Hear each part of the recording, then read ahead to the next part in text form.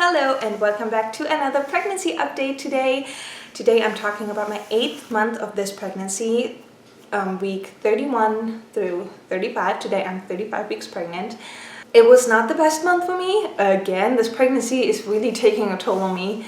But I'm guessing it has to do with the fact that this is my 5th pregnancy within 3 years. I've been pregnant, not pregnant, pregnant, not pregnant. So my body is just done.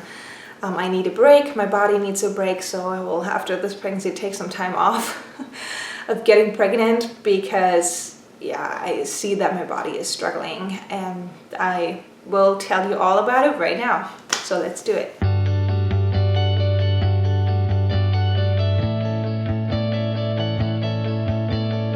So there's no confusion when I'm talking about my 31st pregnancy week. I'm talking about 30 weeks plus 1 day leading up to 31 weeks pregnant, so that there's no confusion.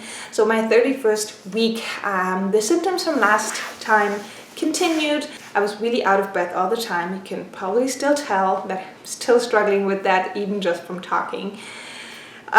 Because of that, I sometimes felt a little lightheaded because I'm a go person and I want to get things done, and I forget sometimes that I can't breathe as good as I used to. So my body's not getting the oxygen, and then I'm like whoa, I'm lightheaded, I'm dizzy, everything is spinning, so you need to take it easy, Annika. This week I noticed that I had 4 maternity pants, and 2 of them were cutting in the top side of my belly. They were like cutting into my belly, so they got too small, I guess. So I noticed that they were a lower size than the ones that did fit on my belly band. So I went ahead to buy 2 more maternity pants, because with a little one who is wiping her hands and nose and everything on my pants all the time, I do have to change my pants quite often, and that doesn't work with 2 pair of pants. So I got new maternity pants, 1 size up, which are not bigger on my legs at all. They're not longer or anything, just the belly band is bigger. So now it's not cutting into my belly anymore, so which is good. So I got 2 more of those. And to the end of that pregnancy week, I noticed some backaches, pressure into my pelvis, and the backache actually moved lower. It was like my lower back, and then it moved down to my hip, onto my left side. And the last 2 days of that week, I had the worst sciatic pain ever. It was shooting down my left leg into my knee, and I lost control over my left knee all the time. It was just like doing whatever it wanted, and I was not feeling safe carrying my daughter and being pregnant myself. So it was awful. I thought, okay, I'll just relax, put some heat on it, do some stretches, and take a bath, which I was only able to do once because then we started the construction. And it did help for a little bit, but it would not go away. So that was really annoying. So I will show you my 31-week pregnancy belly.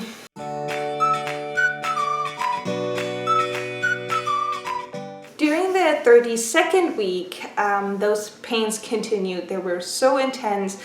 I was really struggling because I was about to leave to go up to Berlin, which is like a 6-hour drive with the car, and a little more than that with the train. And I was going to go by myself with my daughter on the train. And I had to switch trains in Munich. So I was like, how am I going to do this? I have a suitcase, I have the stroller with my baby in there, I'm heavily pregnant, and I have to get out of the train, to the next train, in the train again by myself. And I have that much pain, no control over my left knee. What am I going to do? And that gave me so many sleepless nights, and I was just so stressed out about it. But it ended up being fine. It was perfectly fine. There were so many amazing people out there who offered to help. They carried the stroller and the suitcase out and in of the trains for me. One guy even pushed my suitcase all the way to the next train because he's like, oh, I'm going this way anyway, it's no big deal, and I will help you. And I'm just like, oh, I'm so thankful that those people were helping me, and there's so many awesome people out there who are willing to help. And I felt really blessed because it was a really low stress journey for me, and my daughter was able to play on the train, and it was just really amazing. Yeah, I'm really happy that everything worked out so great. right that day I had an appointment in Berlin with a chiropractor, but she told me right away, she was like, I'm not used to having pregnant ladies, I'm not sure what I'm doing with pregnant women, so I'm going to be really gentle and careful, so it might not work as well. So she did some stuff and it felt better after I stood up again. The pain was still there, but it was much better, and I was really happy about that. For 24 hours it was awesome, and then the pain came back. I took a bath at my parents' house, which helped again for just a little bit, but the pain was intense. I was basically stuck in the house because as soon as I walked a little more, I just was not able to make it back home because it was so severe. And in addition to that, the contractions, the Braxton Hicks contractions got a little stronger, not painful, but stronger. And with that pain shooting down in my leg, overall really, really uncomfortable. I was just standing there sometimes like, I'm not gonna make it back home. I can't walk anymore. I was so stressed and emotional because of that, because if you have pain all day, every day, for such a long time, it takes a toll on you, and you're emotional in your pregnancy anyway. So just sitting there like, how am I going to do this until birth? Because I read that people who have that usually have it towards the end of the pregnancy, and then it is gone right after giving birth. And I was like, I still have like 8 more weeks to go. How am I going to do this with a little one by myself? I can't. And it stressed me out again, and I was really emotional about that.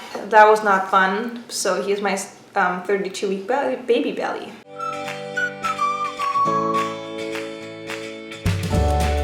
During my 33rd week, the pain continued. I was not able to sleep at night anymore. I would be like, I was pain-free when I was sitting down or laying down, yes. But I couldn't get comfortable at night anymore because I knew every time I moved that I was having the pain shooting down my leg.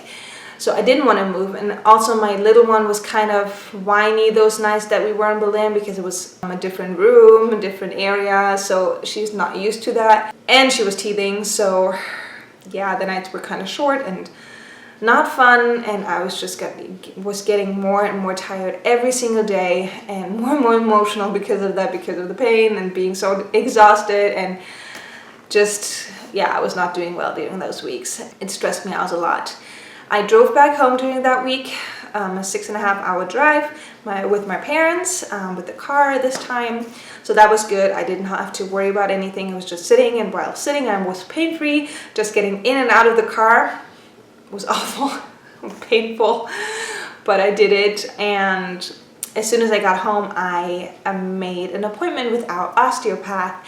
She lives like 2 minutes away from here, and she also helped us with my daughter when she was little and had some struggles with her shoulder neck area. And she's specialized on children and pregnant women. So I told her what I was going through, and she was like, okay, I don't have an appointment right away, but in like 3 days I can help you. And I was so thankful that she would take me in, and because she's an older lady, so she doesn't have to take everybody, and she's kind of picking her patients. So I was happy that she would take me, and then I just had to wait and get through the next few days. So here's my 33-week pregnancy bump.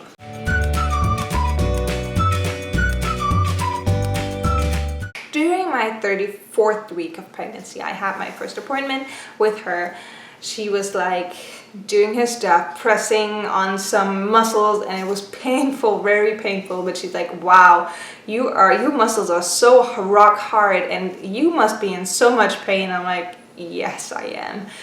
And she was just like working on me, and she's like, usually after I'm done with you, you should be pain-free. It might come back in a couple of weeks because you're still so far away from your due date, and muscles just get tight and everything, so then you might have to come back, but it should be fine. But the next few days your muscles after such a long time, have to relax, so it might take a little while for the complete discomfort to go down. I was like, I'm happy. As long as the pain goes away, I'm happy, so I don't care. And she did a really good job. I was actually standing up for the first time without pain. I was just like, wow. Of course, after I walked a few steps, I felt that my muscles were tight still, but it was not as painful anymore. So the next few days, that was before the weekend, so over the weekend, the pain got better and better, and on Sunday I actually was pain-free again, and it felt so good that I was able to walk like a normal person, pain-free, and it was just the best feeling ever. Then I woke up on Monday, and it felt like my psoas muscle that goes from like the lower back, from the spine through your pelvis down to your leg, and it actually lifts your leg up or bends your leg. It felt like I tore that muscle. That's what it felt like. Every time I would make a step and have to lift my leg, it was a different pain, but it was still extremely painful. I was like, no, now this sciatic pain is gone and I have this muscle pain now. What the heck? So I was crying because it was so painful, literally. And I called her again. It was just like, okay, the sciatic pain is gone, but I have a different pain now. I explained it to her, and she's like, oh no, that's not good. You have to come in immediately. Okay, how about tomorrow morning, first appointment, really early in the morning. So I was like, sure, I'll come. And I went there again, and she pressed on that muscle with her fingers, and I was almost crying in pain because it was so painful. But after that, it felt so good when I felt the muscle just relax. And she then noticed, she asked me about my tailbone. She's like, did you ever like hurt your tailbone or something? And I was like, well, yeah, I actually broke my tailbone right before my wedding. But I was lucky, it did not move. So they told me I could still have natural birth because it was not pushing into the birth canal. And she's like, okay, that makes sense now, because how old was your daughter again? I was like, yeah, 15 months. And she's like, oh yeah, so you were pregnant again quickly. I was like, yeah. And then she explained to me that my tailbone actually moved to the left side, which caused my pelvis to be in a disbalance, and my muscles try to like fix that, and that's why they get so tight on the left side, and that tightness presses on the sciatic nerve, and that was causing my pain. Now that I knew that, I was like, oh, okay, that makes so much sense. And she actually tried to move my tailbone a little bit. It was really painful as well, but after she loosened it up a little bit, it felt much, much better. And from that day on, I was pain-free. And I was so happy about that. She showed me a position when, kind of like a twisted position with my body, that I should lay down in on both sides to help my pelvis relax.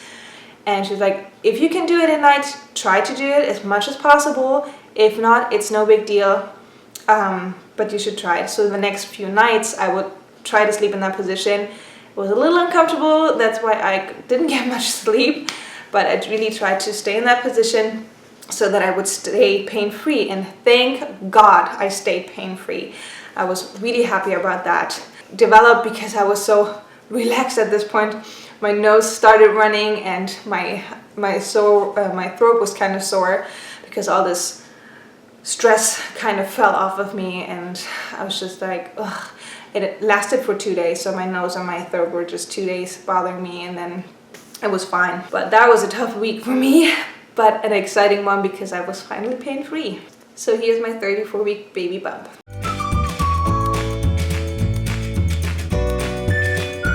During the 35th week, the past week, symptoms like shortness of breath, getting a little lightheaded if I didn't take it easy, and the pressure in my pelvis were still there. My nose and throat were feeling better, and I was pain-free, thank goodness. Just the normal pressure from the baby pressing down, lots of peeing because of that.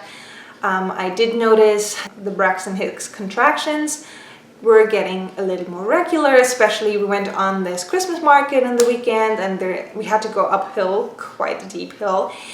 And I noticed, like, after every few steps that my tummy would get so tight. I was like, I need a break, I need to stop right now.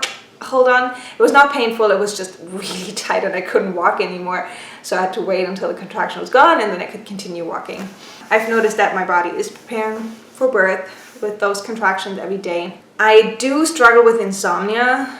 I did struggle with that the past week and still am. I cannot fall asleep for like 3 to 4 hours, so I'm awake at 1, 2 a.m. And then I'm just thinking, oh, in 4 hours my baby's going to wake up and the night is over. Just fall asleep. I'm so exhausted, but I cannot fall asleep.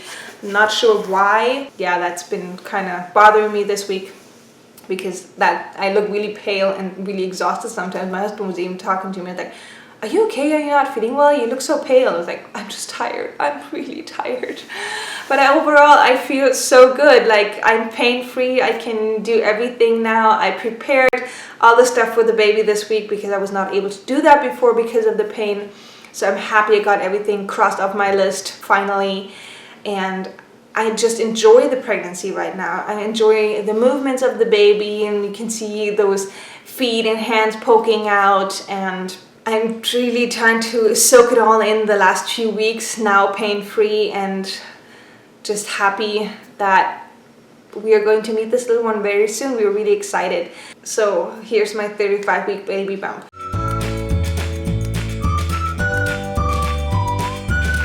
So yeah, it is Christmas soon, so I wanted to take from now on weekly videos, but I'm not going to be able to do that because we have so many Christmas parties coming up. Then it's Christmas time we will spend with our family, then it's New Year's time, and then we have January already. We are still in the construction and there's so much going on. I know that I will not be able to do it. So I hope maybe in 2 weeks I can do an update. No promises though.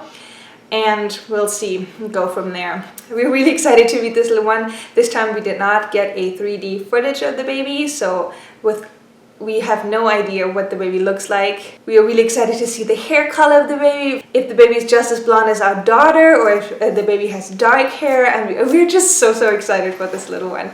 I can't wait. With that said, I hope you all are having a wonderful, wonderful Christmas time with your family and friends, that you have beautiful New Year's, that you're getting healthy and strong into the new year. Just enjoy your time. We will try to do that as well right before the baby comes, and it's an exciting time. It's an awesome time. Thank you guys so much for watching. I will see you hopefully very soon. Merry Christmas, and talk to you soon. Bye bye.